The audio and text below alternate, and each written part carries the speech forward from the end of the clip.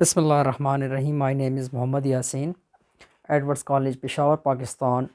Dear students, कुछ important definitions हैं related to linear programming. First of all, we discuss the definition, idea, concept, and then we solve question how to maximize the objective functions and what are the constraints, feasible regions, optimal solutions, and decision variables. तो देखें आपके पास ये questions भी है, ये definitions को इसी से रिलेट करके आसान करके एक्सप्लेन करते हैं। ऑब्जेक्टिव फंक्शन किसे कहते हैं? Simply the function which is to be optimize. For example this is called objective function. Statement है इस क्वेश्चंस की है, इसको मैक्सिमाइज करें या इसको मिनिमाइज करें, this is called optimization. For example आपके पास ये फंक्शंस है, आपने इसकी मैक्सिमम वैल्यूज़ निकालनी है, तो ये ऐसा फंक्शन कि जिसको आप क्या करते हैं, ऑप्टिमाइज़ करते हैं, उस चीज़ को आप क्या कहते हैं? Objective function. तो the simply the function which is to be optimise mean find the maximum value और minimum value or find both value, this is called objective function. For example, in this question this is objective function because we optimize this one. Decision variables mean x and y are greater than 0. In this case the variable which involve in objective functions, these are called decision variable or these are also called non-negative variable, क्योंकि ये किस quadrants में होती हैं? First quadrants में होती हैं, ठीक है, फिजिबल रीजन्स के लिए।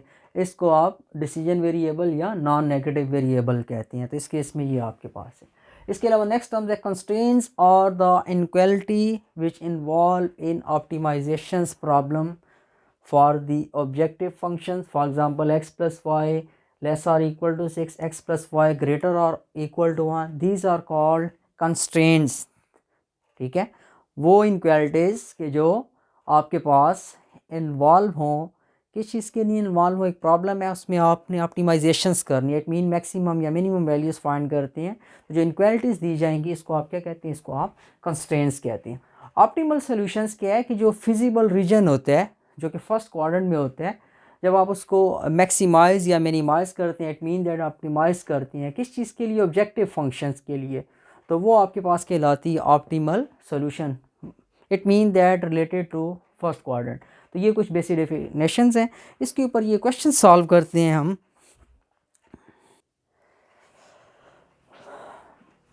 वही आपके पास प्रोसेस है। First of all write associated equations x plus y is equal to 6, so this is equation number 1। X plus y is equal to 1, so this is equation number 2।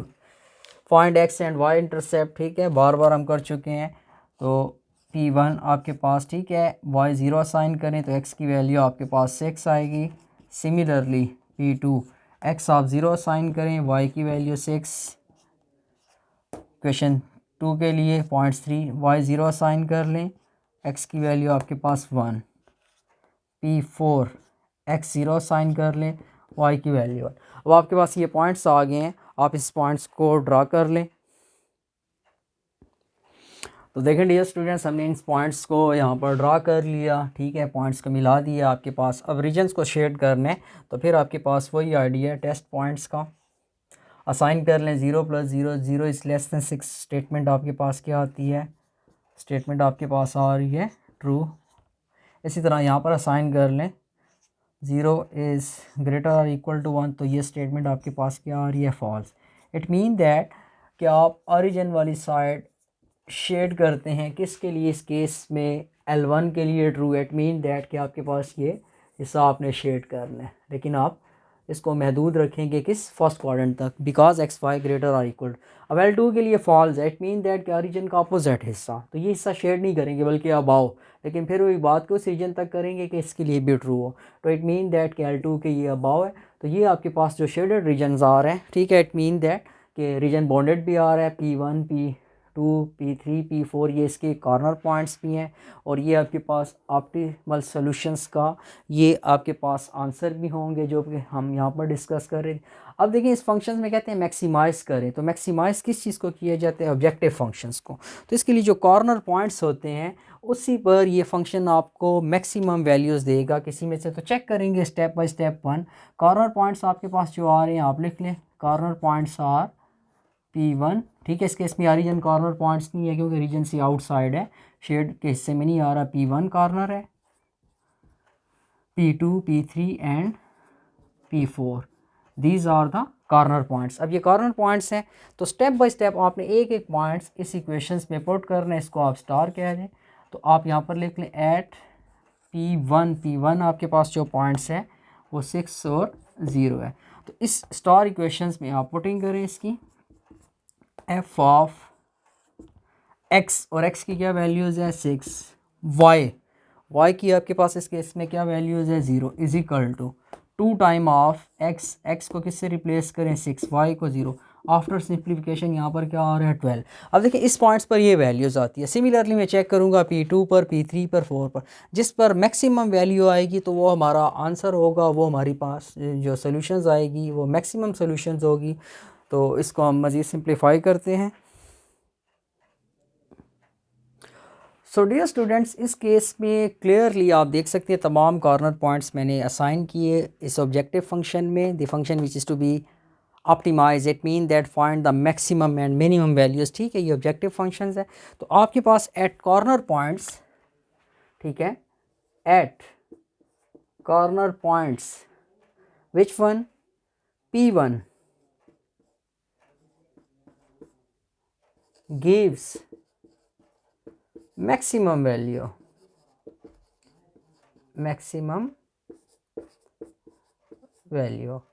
which is 12। तो ये हमारा इस case में answer होगा।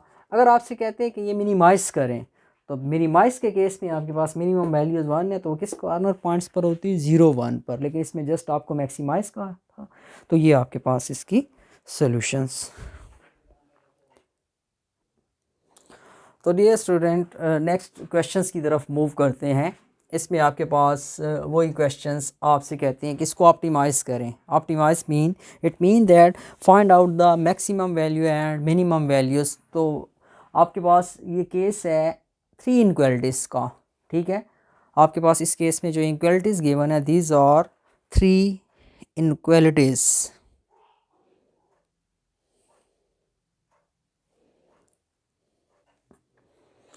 तो dear students, वही same process है। Write associated equation, it mean that replace inequalities by equality sign for x and y intercept, put y0 and we have x value, x intercept, put x0 and we get y value. So after simplification we have the following intercepts and the points are P1, P2, ठीक है। इसको solve करते हैं। तो dear students देखें, हमने वो associated equations लिख ली। उसके बाद x और y इंटरसेप्ट हासिल करने के लिए y0 असाइन करते हैं। 2x is equal to 2, after simplification 2 cancel x1, similarly x2 y is equal to. तो आपके पास ये 6 पॉइंट्स आएंगे। इन पॉइंट्स को आपने P1 को ड्रा कर लिया। P1 mean along x axis 1 and but y 0, it mean that y पर मूवमेंट नहीं करनी। P2 x पर मूव नहीं करना, y पर 2। सिमिलरली P3 भी आपने ड्रा कर लिया, P4 भी आपने ड्रा कर लिया, ठीक है। ये 2 पॉइंट्स कोइंसाइड भी कर रहे हैं, P2 और 4 एक जगह आ रही हैं। P5 आपके पास अलॉन्ग x एक्सिस 8 और P6 से अलॉन्ग y एक्सिस आपके पास 1 2 3 4।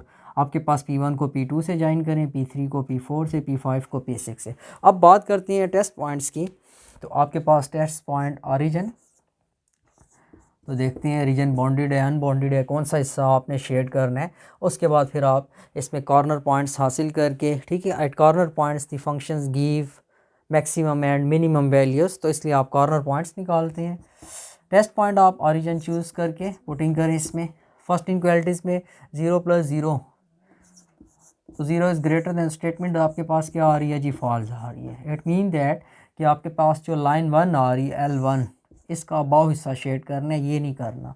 लेकिन अभी और लाइनों की भी कंडीशंस देखते हैं। इसमें पुट कर लें 0 0 0 इस स्टेटमेंट देखें, यहाँ से आपके पास ट्रू आ रही है इस केस में। इस तरह यहाँ पर असाइन कर लें 0 + 0 0 इज़ लेस दैन स्टेटमेंट, यहाँ से भी आपके पास क्या आ रही है, ट्रू आ रही है। इट मीन दैट कि L1 का अबाव हिस्सा बट L2 और आपके पास जो L3 है इस लाइन का आपने ओरिजिन वाली साइड्स को शेड करना है। तो देखें L1 फॉल्स है तो इसका ये अपर हिस्सा, अपर में यहाँ नहीं आएंगे बिकॉज एक्स वाई ग्रेटर और equal to zero decision variables हैं, ठीक है। ये कंस्ट्रेंट्स हैं और ये आपके पास क्या है, ऑब्जेक्टिव फंक्शंस है। सिमिलरली L2 की बात करते हैं तो ओरिजिन वाली साइड शेड्स करेंगे तो बिलो आएंगे, तो ओरिजिन में ये भी आता है लेकिन L1 के लिए फॉल्स होगा तो जस्ट इस हिस्से में रिस्ट्रिक्ट करेंगे। सिमिलरली L3 के लिए भी रिज़ल्ट आपके पास 2 आ रहा है तो बिलो हिस्सा बिलो में ये करते हैं तो इसके लिए फॉल्स होगा लेकिन ये हिस्सा रिस्ट्रिक्ट है। तो ये तमाम इनक्वालिटीज़ के लिए आपके पास सेटिस्फाइड करते हैं। अब इस केस में जो कॉर्नर पॉइंट्स आ रहे हैं क्लियरली, जो आपके पास कॉर्नर पॉइंट्स हैं सोल्यूशन रीजन्स के लिए, देखें P1 आ रहा है आपके पास, P3 आपके पास आ रहा है और यहाँ पर आपके पास P2 या 4 ये दोनों कह सकते हैं, ठीक है। ये पॉइंट्स आपके पास कोइंसाइड कर रहे हैं। P2 का चले इसको नाम दे दें। तो ये कॉर्नर पॉइंट्स हैं और इन कॉर्नर पॉइंट्स को मैं ऑब्जेक्टिव फंक्शंस में 1 बाय 1 पुटिंग करूँगा। इनकी वैल्यूज़ को, ये मेरे पास पॉइंट्स हैं, ठीक है। P1 भी है, P2 भी है, P3 भी है। ये कॉर्नर पॉइंट्स नहीं है, सोल्यूशन रीजन से बाहर है। ओरिजिन भी मेरे पास नहीं है, तो ये बॉन्डेड शेडेड रीजन, ये फिजिबल रीजन, ये ऑप्टिमल सोल्यूशंस भी है मेरे पास। तो अब मैं इस स्टार इक्वेशन में ऑब्जेक्टिव फंक्शंस में इन पॉइंट्स को पुट करता हूँ तो यहाँ से मेरे पास मैक्सिमम और मिनिमम वैल्यूज़ आफ्टर सिंप्लीफिकेशन आ जाएंगी। तो देखें डियर स्टूडेंट्स, आपने तमाम कॉर्नर पॉइंट्स, ठीक है, आपके पास इस केस में भी पॉलीगॉन्स, ठीक है, ये क्रिएट हो रही है आपके पास ये और आपके पास, ठीक है, इसमें P1 P3 एंड P2 ये फिजिबल रीजन, ठीक है।